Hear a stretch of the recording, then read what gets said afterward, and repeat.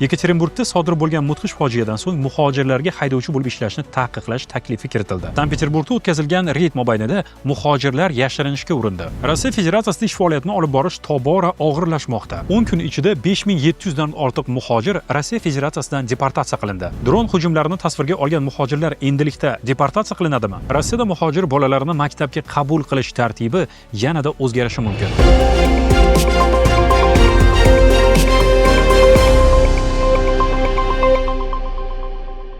Assalomu alaykum. Sizlar bilan Jahongir Saidovich. Hafta yangiliklari bilan tanishib o'tamiz. Sverdlovsk viloyatida yo'l harakati xavfsizligi boshqarmasi va boshqa idoralar ayrim toifadagi chet el fuqarolarining transport sohasida ishlashini cheklash bo'yicha hujjat tayyorlaganini ma'lum qildi. Ushbu loyiha avval maxsus komissiyada ko'rib chiqiladi, keyin esa gubernatorga kiritilishi rejalashtirilgan. Taklifga ko'ra, cheklovlar quyidagi yo'nalishlarga taalluqli bo'lishi mumkin: muntazam yo'lovchi tashish, buyurtma asosida yo'lovchi tashish, xavfli yuklarni tashish. Hozircha bu qabul qilingan qonun emas. Bu muhokama qilinayotgan tashabbusdir. Shuning uchun hozirda muhojir haydovchilar uchun amaldagi qoidalar o'zgargani yo'q. Rasmiy ma'lumotlarga ko'ra, halokatga uchragan avtobus haydovchisi chet el fuqarosi bo'lgan va joriy yil boshida Yekaterinburgga ishlash uchun kelgan. Hodisadan keyin haydovchi va transport korxonasi rahbariga nisbatan jinoyat ishi qo'zg'atilgan. Tergov harakatlari davom etmoqda. Qurilish obyektlaridan birida muhojirlar ishtirokidagi navbatdagi migratsion reyd o'tkazildi. Rasmiy ma'lumotlarga ko'ra, politsiya va migratsiya xizmati xodimlari qurilish maydonida ishlayotgan qariyb 100 nafar chet el fuqarosini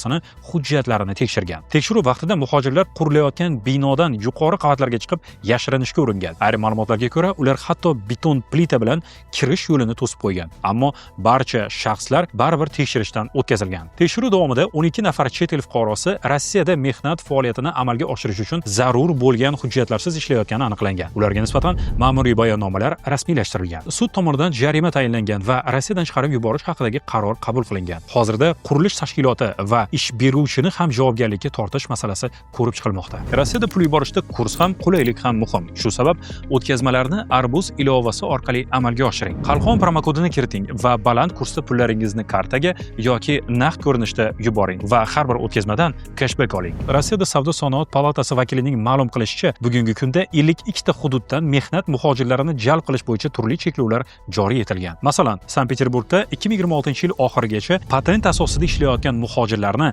taksi va kuryerlik sohasida ishlashni taqiqlagan. Krasnodar o'lkasida esa patent asosida chet el ishchilarini jalb qilishni deyarli to'liq cheklagan. Endilikda patent borligi har qanday sohada ishlash mumkin degani emas. Har bir hudud o'zining qo'shimcha cheklovlarini joriy qilishi mumkin. Shuning uchun ishga kirishdan oldin aynan o'sha hududda qanday qoidalar amal qilishini tekshirib olishni unutmang. Rossiya Federatsiyasi MVDsi tayyorlagan qonun loyihasiga ko'ra 2027-2032 yillarda yangi tajriba boshlanishi rejalashtirilgan. Unga ko'ra, chet el fuqarolari aniq bir ish beruvchi uchun va aniq bir ish o'rni uchun tashkillashtirilgan tartibda jalb qilinishi mumkin. Moskva viloyatida Nelegal 2026 profilaktika operatsiyasining birinchi bosqichi yakunlandi. Rasmiy ma'lumotlarga ko'ra, tekshiruvlar 1-iyundan 10-iyungacha davom etgan. Podmoskvye MVD bosh boshqarmasi ma'lum qilishicha, 5707 nafar chet el fuqarosi Rossiyadan ma'muriy tarzda chiqarib yuborish haqidagi qaror qabul qilingan. 12370 nafar shaxs uchun Rossiyaga kirish taqiqlangan. 12796 ta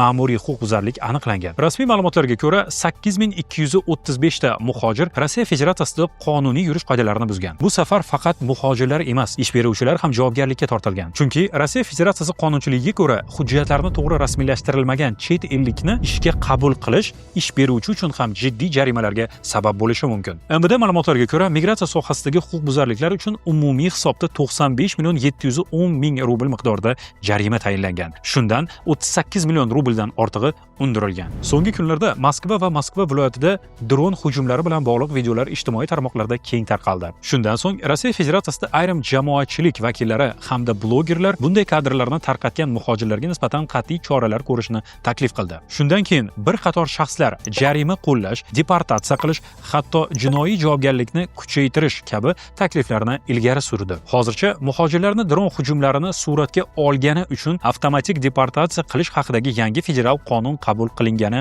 e'lon qilinmagan. Gap ayrim ekspertlar va jamoatchilik vakillarining takliflari haqida ketmoqda. Rossiyaning bir qator hududlarida havo hujumidan mudofaa tizimlari, harbiy obyektlar, dron hujumlari oqibatlari bilan bog'liq materiallarni tarqatish bo'yicha cheklovlar mavjud. Shuning uchun favqulodda holat yoki hujum sodir bo'lgan joyda video olish va uni internetga joylashtirishdan oldin amaldagi qoidalarni tekshirish muhim. Rostov viloyatida qonunchilik yig'ini deputatlari Rossiya Davlat dumasiga yangi tashabbus kiritishni taklif qildi. Unga ko'ra, sog'lig'ida cheklovlar bo'lgan muhojir bolalar uchun rus tili bo'yicha alohida test sinovi ishlab chiqilishi mumkin. Deputatlarning fikricha, hozirgi test tizimi barcha bolalar uchun bir xil tartibda o'tkaziladi, ammo sog'lig'ida o'ziga xos xususiyatlari bo'lgan bolalarning imkoniyatlari va ehtiyojlari boshqacha bo'lishi mumkin. Shu sababli ular uchun moslashtirilgan baholash mexanizmini yaratish taklif qilinmoqda. Hozircha bu qonun emas, bu faqat deputatlar tomonidan bildirilgan tashabbus hisoblanadi. Ya'ni hozirgi qabul qoidalari o'zgarmagan. Agar tashabbus qo'llab-quvvatlansa, keyinchalik qonunchilikka o'zgartirish kiritilishi mumkin. O'ylaymanki, shu ma'lumotlar sizlar uchun foydali bo'ldi. Savollaringiz bo'lsa, izohlarda qoldirishingiz mumkin.